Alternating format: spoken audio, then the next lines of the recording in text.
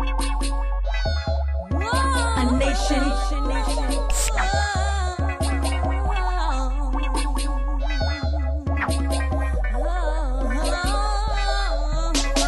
Got me twisted, working too hard. The roles reversed, feeling kinda odd. Trying to make me curse my God for the single mother, no regard. And what's worse is my girlfriends think on money we must depend. Glass ceilings closing in when the money's gone, so all your friends gone is a femininity, but no MTV is MGT. My mind is the entity, can't confine or define me. From infinity we grow, and I don't think they know everything we gon' give birth to the stars with more precious and gold. And a nation can't rise no higher than this woman. I respect you, brother, respect me. You gotta go, striving to be all I can be. We can society, but we can't be enemies. Struggling and surviving, and a nation can't rise no higher than this woman.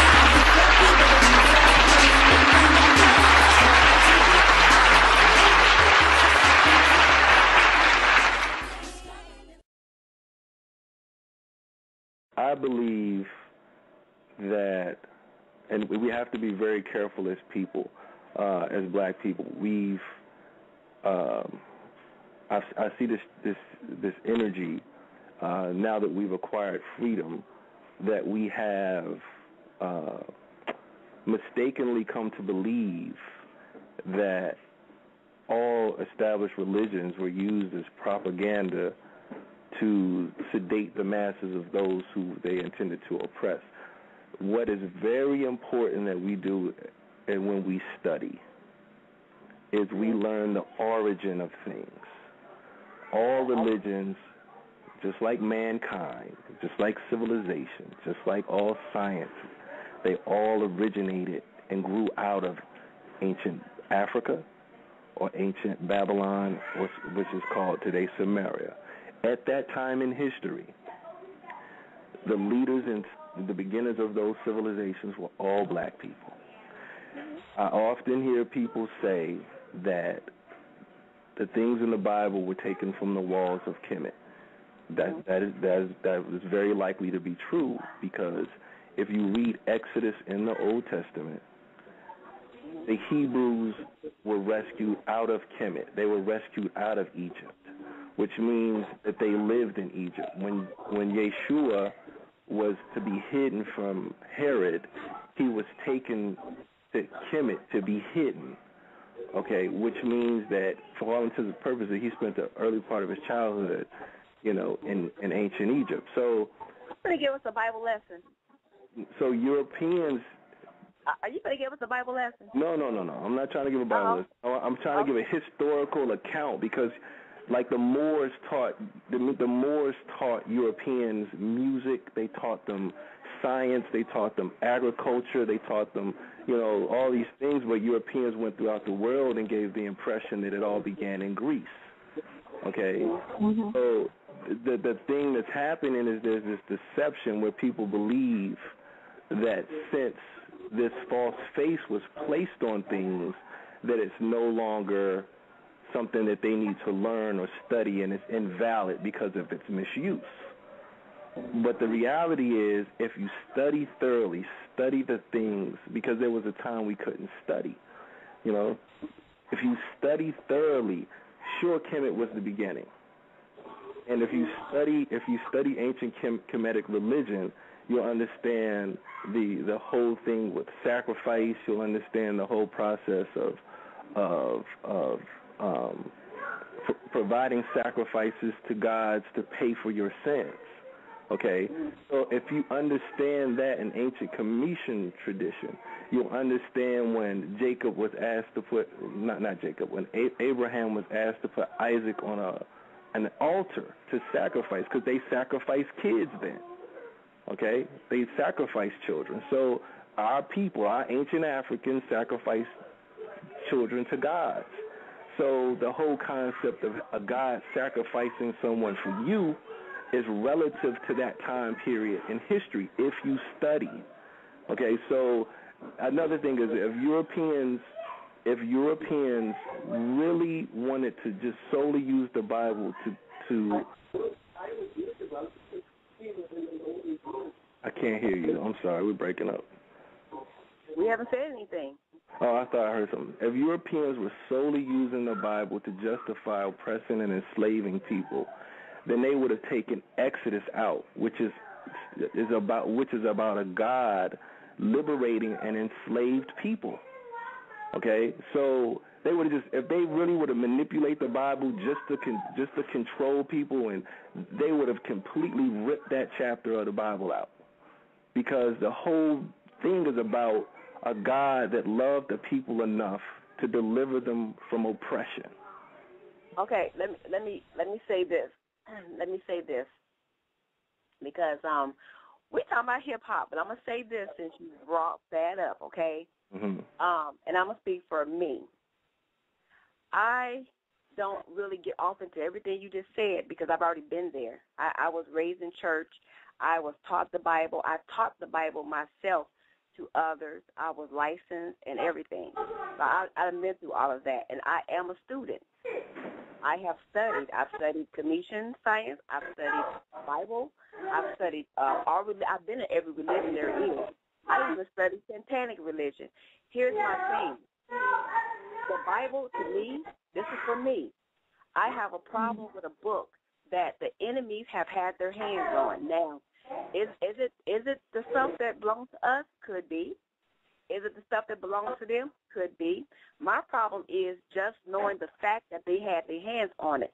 And this is what I always say. So if you ever heard the show, you've heard me say this.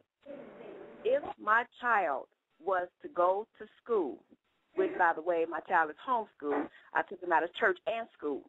But if my child was to go to school and I got a note in the mail telling me, by the way, we're so sorry. We just found out that the science book or the math book that your child has been learning out of for the last 12 years, we found out that this book is not right, that somebody has integrated this book. They have put in the wrong math quotations. They put in wrong science. So, therefore, we are letting you know we have been teaching your child wrong. However, we've spent $5,000 on books, so we're going to continue to use these books because of the fact that we spent this money. But we just want to let you know that the books are not factual, okay? Mm-hmm. Tell me which parent in their right mind will say, you know what, thank you for letting me know. Go ahead and continue to teach my child out that book. That's my problem. My problem is this. We already know it is fact that it has been tampered with. If it is our stuff off the wall, so be it. But the Europeans, it came through their hands. I don't trust nothing. Do you hear me? I don't trust nothing that comes through their hands. Now, I will go and learn some stuff that they have learned because they're doing something that a lot of our people don't want to do. We don't want to read. We don't want to study. We don't want to put forth what we have learned. We're not trying to come together and unify on any level. So they are doing something like that. So I studied them to see what they're doing. But you are not going to get me tied up in that book anymore like I was before. Sister Zuri. Knowing the fact that it has come through their hands. So really, we appreciate your history lesson, but I already know the history. And I do believe everything that's happening right now, any kind of religion or whatever have you, it could have originated for black people. I'm not even denying that. What I am saying is that I don't care if it came from the black people. It has been through so many bad hands, we can't bank on that anymore. You know what we got to do? We got to sit down and we got to connect with the ancestors and let them sort this mess out for us because we can't sort it out with the stuff that we're getting right now. We're barely getting bits and pieces of information of our so-called history. They have messed with it so much. So none of us, not me, not you, or not anybody in that Bible or anywhere to say that for 100% fact what we're doing is what we're supposed to do. We can't say that. So everybody has to go off of their own individuality, spirituality, if I could say that. Everybody has to tap into their own spirit and find an answer out to this stuff because there is no way that we can continue to follow a book that teaches hate, that teaches separation against the people. There is hundreds and hundreds of scriptures in there that teaches this. teaches you if you don't what we're talking about, we have to alienate ourselves from you. It teaches that. You know how I know? Because I taught it myself. You know what I'm saying? So I appreciate you, and I'm not even yelling at you, my brother, because it just gets me upset that this is the main thing that we teach on this show, is to come out of that book long enough to get yourself grounded. Look for God, which when you look for God, you're going to find yourself anyway. That's what we teach here. So I don't know if that's Can I share a personal account? Because you said that book came through their hands, and on my journey for wisdom and knowledge, I approached the Freemasons, okay, and then I asked what was necessary to join, and the Freemasons said you must believe in God. So I thought that was a noble prerequisite. They said also when you enter, you cannot discuss politics or religion. That was also a prerequisite. They went on to say that they believed that politics and religion were the most divisive things amongst men, okay? And then they said the third prerequisite was that there had to be a ritual where the Torah, which is the Old Testament, the Bible, and the Quran were to be placed on an altar. Okay. Now, most people mistakenly believe that an altar is intended for something to be worshipped, but an altar is intended for something to be sacrificed. Okay. So they have this ritual where they sacrifice the spiritual power of the Bible up to their God, which is called the architect, and they make it a prerequisite that all that enter believe in God, so they have spiritual meat to put on the altar. And what confused me was, well, why don't they have Buddha on the altar? Why don't they have Hindus on the altar? Why don't they have any other doctrine on the altar except these that derive from the God of Abraham? So it was confusing to me that the prerequisite to enter this organization would be to have a ritual sacrificing these doctrines up. So there are millions of men throughout the world who join Freemasonry. And my question was, have they read these doctrines before they sacrifice them? Have they read through them and understood the laws that were established within them?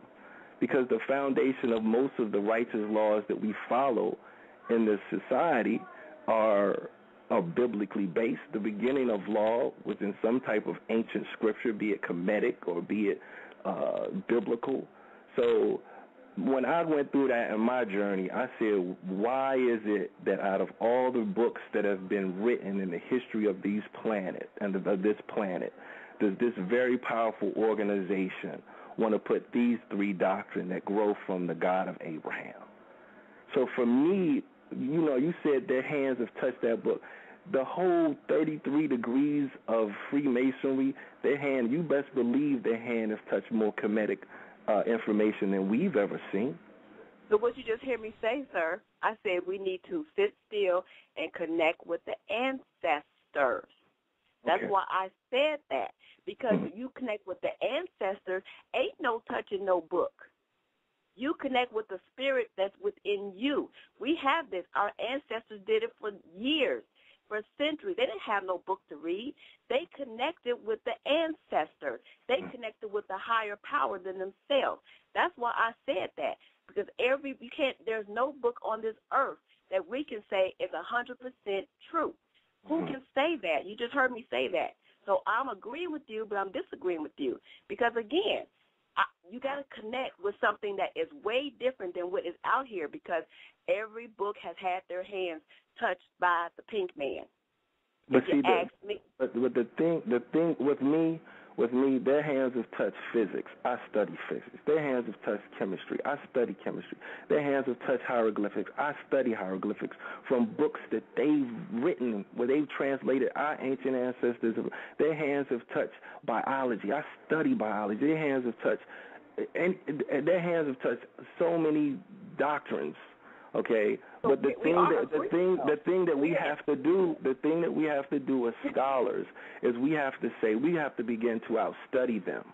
We can't say that since their hands have touched something, then I don't want to study it. I just want to go to the ancestors, because you didn't hear me say I wouldn't study anything. You just heard me say that I went through studies. I used to teach that book. You just heard me say that. So I didn't say don't study. I always tell my audience, make sure you don't take anything that I say for what I'm bringing on the show. You go study for yourself. I always say that. But I'm just telling you, if you want to get, you study, but you don't just stay there. You have to connect with something that's higher than what is on this plane. I agree. That's what we both agree. But yes, we do. So I don't know why we have this conversation, but we both But in part why we're having it is because the approach has been more of don't turn your music down when you roll past a church, get out of that book, and get into your ancestors, instead of saying, well, let's at least study it as a scholarly book versus studying it as a religious manual. Let's at least study it. Let's at least study the Torah. Let's at least study the New Testament. Let's at least study the Quran as a historical text, or at least to have an understanding of why millions of people throughout the planet have committed to living the way that these doctrines dictate. So but a lot of, I'm sorry, I was going to say, but a lot of the reasons that millions of people are stuck into those books is because they were forced. If you look at the history, Christianity, the Islam and stuff was not just well received. A lot of it was forced upon people. So you really can't just say that everybody embraced these practices and teachings. I agree, Kenya. I agree. But see, the thing is, in my research, I studied the first Christian church on this planet was in Ethiopia, and it wasn't brought by Crusaders or Europeans. It was a black church started by black people originally. And through ministry, they spread to Nubia, where Nubians were once Christian before Muslim conquerors came and converted them to Islam because of the Crusades. This is factual. So I understand what you're. I understand. I'm not trying to be rude, but this show is really not about discussing Christianity and Bibles and all that. I'm not trying to be rude because apparently, let me ask this question: this is the first time you heard our show? No, it isn't. Okay, well then if you heard our show before, then you would know that we, like I said before, we tell people to go and study. I don't care what or who you worship. That's not my main concern. I want to know from you, do you want a nation build? Do you want to get us back to our original state as indigenous people? That's all I really care about. If you want to worship the chair, worship the chair. I will give you a chair to worship. I don't care. Everybody has to answer for themselves. But we have to find a way to come together collectively and become that village and or nation that we once were. Now, my problem with Christianity and Bibles and all this other stuff you've named, anytime it's going to cause division within the people, you don't need it there. You do not need to have anything that's in the middle of something. Now, people cannot come together. We cannot get together and we cannot discuss religion because it's always going to end up in an argument/battle. You're right. You're right. You're right. If that's the case, then we don't need it. We do not need it. That's something that you deal with personally. So if you go to church on Sunday morning, that's a wonderful thing. That's what you do. I ain't mad at you. I don't go to church anymore. So therefore, that's my preference. But we cannot spend an hour or two talking about religions and history of who went to where and what church came out of where, because for the simple fact, I do study. My sister on the phone, we do study, and we are not agreeing with some of the studies that you have come up with. So therefore, we're going to still be in the same predicament of arguing back and forth about what study was right. It's about your perception of what you have learned. That's what it's about. You and I both can read the same book and come out with different perceptions.